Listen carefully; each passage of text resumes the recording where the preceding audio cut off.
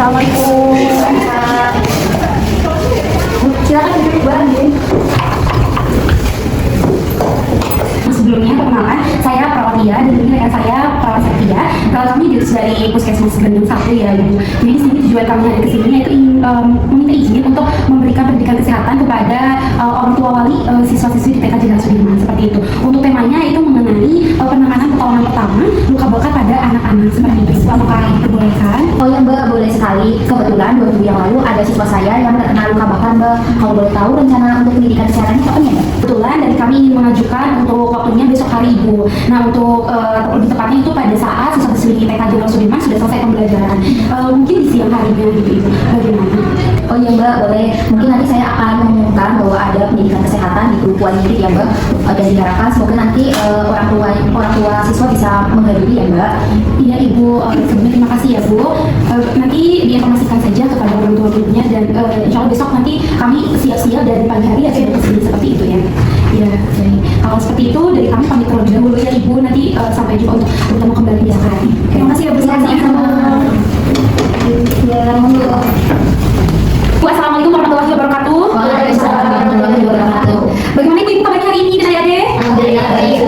Alhamdulillah ya, alhamdulillah semuanya adalah keadaan baik. Sebelumnya saya ucapkan terima kasih nih Ibu karena hari ini sudah datang untuk melakukan penyuluhan nih. Sebelum kita mulai acaranya, kita perkenalan dulu ya biar bisa lebih dekat gitu ya. Sebelumnya perkenalkan saya Perawat Setia dan bersama rekan saya Prawatia. Di sini kami diambil dari Puskesmas Bandung 1 dan ingin melakukan penyuluhan atau pendidikan kesehatan kepada ibu-ibu semua terkait dengan pertolongan pertama pada luka bakar pada anak-anak. Seperti itu tujuannya agar ibu-ibu lebih tambah lagi apabila nanti anak-anaknya mengalami luka bakar sehingga lebih cepat untuk pertolongan pertamanya seperti itu ibu-ibu. Iya, kemarin saya dengar dari ibu gurunya katanya ada yang kena luka bakar ya? Ya, Sus. Oh iya, siapa aja yang bilang ini? Anak saya Sus. Oh iya, coba adiknya mana? Ini. Oh iya, coba sini dia adiknya. Yo, pintar. Yesus tadi baik ya. Oke, sini. Ini dulu. Ya, pintar. Iya. Ini mana adiknya kan luka bakar atau bukan boleh tahu? Itu yang namanya anak ya susah di sana sini, sana sini. Udah tahu ini kota begini ya Sus. Yang namanya anak ya. Itu kena narkot katanya. Benar. Gimana? Coba lihat. Sudah itu Sus. Kasih itu Mas Bahasa ya, ya. Kemarin pas habis kena narkot itu sama ibu ya Pak? biasa Sus, biasanya saya kecap.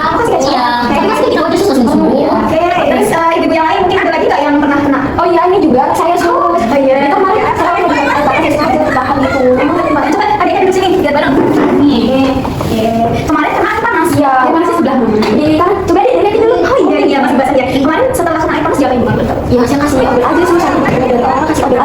Tapi ternyata nggak sembuh juga. Oke baik. Oke, di sini ada lagi yang pernah kena luka bakar nggak ini? Saya Sus, ini anak saya Itu suka adiknya. suka banget main korek api gitu Sus. Padahal udah saya bilangin jangan main korek api namanya. Mana adiknya ini? Oh iya. Api merah ya, api merah ya. Sakit nggak? Sakit. Oke. Kemarin setelah kena korek api apa yang kalau boleh tahu? Kemarin tuh saya panik banget Sus, jadi saya Nggak boleh. Oh, oke.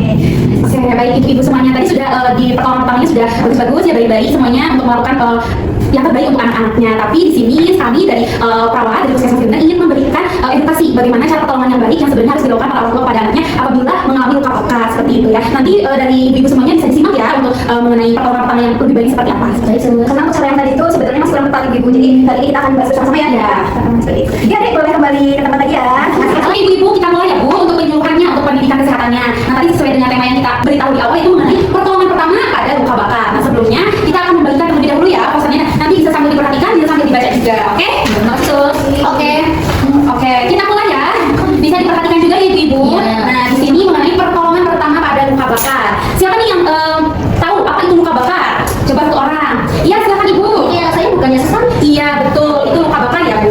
Baik, luka bakar itu merupakan kerusakan pada bagian kulit atau di bawah kulit dan itu disebabkan oleh panas ataupun dingin. Jadi kalau kepanasan bisa kebakar. Nah, ternyata bukan hanya kepanasan juga yang bisa terbakar, tapi karena terlalu dingin juga bisa terbakar seperti itu.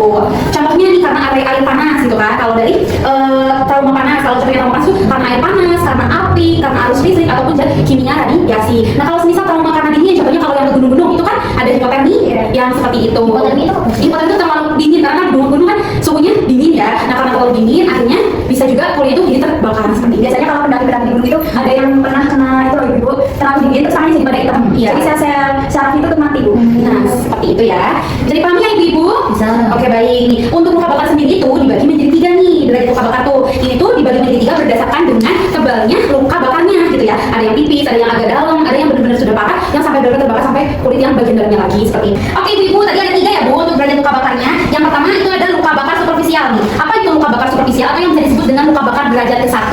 Nah, biasanya luka bakar ini tuh hanya sampai atau hanya terkena pada kulit lapisan epidermis atau lapisan luar. Nah, ini itu epidermis, kulit lapisan luar. Jadi kalau ibu perlu tahu bahwa kulit itu ada sampai berlapis-lapis gitu ya. Untuk lapisan pertama itu disebut dengan epidermis. Lalu lapisan kedua itu dermis dan lapisan ketiga itu hipodermis gitu ya. Dan ada jaring otot dan ke bawahnya gitu ya, Ibu. Nah, untuk yang tadi yang superficial atau derajat 1 itu hanya di kulit bagian luar saja atau epidermis. Nah, kayak gini. Contohnya kalau ibu-ibu lagi masak gitu kan, terus terkena nih kena panci gitu kan, tapi nggak sampai yang mendung gitu. Nah, itu cuma kayak merah-merah doang. Itu terkenanya sampai epidermis atau tadi luka bakar superficial. Lalu yang kedua nih luka bakar di dermal. Di mana luka bakar di dermal atau disebut dengan derajat kedua itu adalah luka bakar yang terkena sampai bagian epidermis tadi lapisan kedua sebagian gitu kan. Jadi untuk yang derajat 2 itu luka bakarnya itu sampai ke lapisan epidermis dan sebagiannya dermis. Jadi lapisan 1 dan 2. Contohnya ketika pada saat terkena api terus tangan itu jadi ada yang menggelembung gitu kan. Kayak ada cairan-cairan gitu kan. Nah, itu termasuknya ke derajat yang kedua seperti itu. Biasanya kemerahan terus nyeri juga ya pada saat tekan. Itu jadi kedua. Lalu ada derajat luka bakar yang ketiga atau yang disebut dengan deep atau penuh tebal. Di mana nah luka bakar ini tuh sudah lebih dalam gitu, terkena kerusakan kulit itu ke bagian yang lebih dalam lagi sampai dari hipodermis itu bahkan sampai jaringan otot ke bawahnya gitu. Nah, untuk biasanya untuk ciri-ciri luka bakar yang sudah ke deep ini atau derajat 3 ini itu luka bakarnya itu kulit itu warnanya putih atau seperti gosong seperti itu ya ibu. Lalu pada saat ditekan juga lukanya tidak sakit karena jaringan sensornya tuh sudah rusak gitu ibu atau mati seperti itu. Oke, bisa dipahami ya ibu ketiga jenis luka bakar tersebut? Oke, Bisa. Jadi yang pertama tadi yang superficial itu hanya sampai Kulit bagian luar ya? ya betul. Lalu yang kedua tadi sampai ke sebagian kulit bagian tengah ya. iya yang dermis ya yang lapisan kedua. Lalu yang ketiga itu jaringan yang rusak gitu ya. Oke. Lalu nah selanjutnya untuk pertolongan pertama itu seperti apa nih kalau luka bakar gitu ya? Yang pertama itu adalah menggunakan air yang mengalir. Fungsinya yang mengalir, yang suhunya tuh yang kayak keran biasa gitu ya, bukan yang ada angetnya, yang panas atau yang dingin, tapi yang suhu biasa seperti itu biasa saja untuk menormalkan suhu panasnya tersebut atau suhu dingin tersebut gitu ya. Lalu yang kedua itu bisa menggunakan salep luka gitu ya. Seperti itu. Lalu yang ketiga, kalau misalnya dia sudah parah, kayak tadi udah kerusakan jaringan, kerusakan kulitnya sudah sampai dalam, nah itu bisa langsung dibawa ke rumah sakit saja seperti itu ya, supaya bisa mendapatkan penanganan yang lebih lanjut. Iya betul. Jadi yang paling utamanya menggunakan air yang mengalir dulu. Jadi bukan pakai kecap ya? Iya betul. Air yang mengalir aja. Seperti itu. Bisa dipahami ya ibu-ibu semuanya? Bisa. Oke. Baik, nah selanjutnya kita akan melakukan mencontohkan bagaimana cara perawatan luka bakar yang baik dan benar ya ibu. Dimohon untuk perhatikan ya selanjutnya nih. Nah, silakan dari perawat Septia untuk mencontohkannya ya. Kita contohkan ya ibu. Ya terus nggak sabar deh. Nah, ini kita contohkan menggunakan kantong ya ibu supaya bisa lebih paham ya ini pakai ini. Jadi apabila anak-anak ibu sekalian kena luka bakar, penanganan yang baik dan juga benar itu seperti yang tadi sudah dijelaskan oleh perawat ya. Jangan lupa dicuci menggunakan air mengalir seperti itu atau bisa menggunakan yang NaCl seperti ini ibu. Iya. Dan ini apabila lukanya sudah tertutup dan kita akan melakukan perawatan pada lukanya, itu kita bisa siapkan yang NaCl, kita tuangkan ke foam bersih atau wadah bersih. Kemudian kita juga siapkan kasak gitu ibu, kasak steril seperti ini. Nanti kita bersihkan lukanya. Kemudian kita bisa siapkan split. Suntikan itu ya? Ya, suntikan bu. Ya, ini nanti gunanya untuk mengambil cairannya. Biasanya kan ada gelembung-gelembungnya itu bu. Itu kita bisa ambil cairannya menggunakan ini. Kemudian ini saya menggunakan pinset nih. Saya contohkan menggunakan pinset seperti ini. Kalau misalnya di rumah nggak ada, cukup pakai sarung tangan aja. Yang penting kondisinya bersih seperti itu ya. Oke, ini saya mulai contohkan ya. Dan jangan lupa siapkan plester nih ibu. Kipapik nih matnya. Kalau enggak pakai pasta aja. Iya, pakai Kalau pakai yang capras itu boleh nggak sus? boleh. Yang penting itu buat apa namanya pelekatnya sih bu. Ini kita siapkan dulu ya supaya gampang. Oke, pertama kita pakai sarung tangan supaya tangan kita tetap bersih dan lukanya juga tetap bersih. Jangan lupa cuci tangan dulu ya ibu sebelum melakukan perawatannya.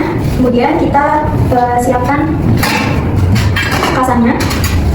Lalu kita celupkan kasar tadi ke foam yang berisi NaCl tadi ibu. Kita celupkan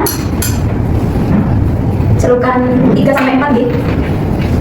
Terus mau tanya dong, NaCl itu apa? NaCl itu cairan infus ibu. Oh ya. Yang biasanya di apotek itu atau bukan ya? Ya ini kita jual juga di apotek. Jadi misalkan ibu-ibu pengen pakai NaCl bisa dibeli di apotek seperti itu. Tapi ini mereknya yang ini ya, yang seperti ini. Nanti fotoin boleh nggak sih? Ya boleh. Oke, ini kita fokus dulu ke caranya ya ibu. Jadi ini kita sudah serukan, kemudian kita putar seperti ini, kita press supaya tidak terlalu basah. Jadi cukup lembab aja rasanya dulu. Kemudian kita bersihkan lukanya seperti ini di bagian area lukanya. Kemudian kita buang, lalu kita bersihkan lagi di bagian luarnya nih ibu. Sampai dirasa cukup lukanya sudah bersih ya. Itu kalau nggak begitu tadi pakai tangan gitu? Iya, yang penting pakai sarung tangan bu, supaya bersih. Jadi kita bersihkan area luarnya seperti ini ya, satu arah aja bu. Oke, paham? Kemudian setelah itu, ini misal ibaratnya lukanya ada gelembung, itu kita ambil cairan yang ada di gelembungnya pakai spit. Karena di contoh nggak ada, jadi kita next aja deh ibu. Iya. Oke, selanjutnya kita keringkan menggunakan pasta kering.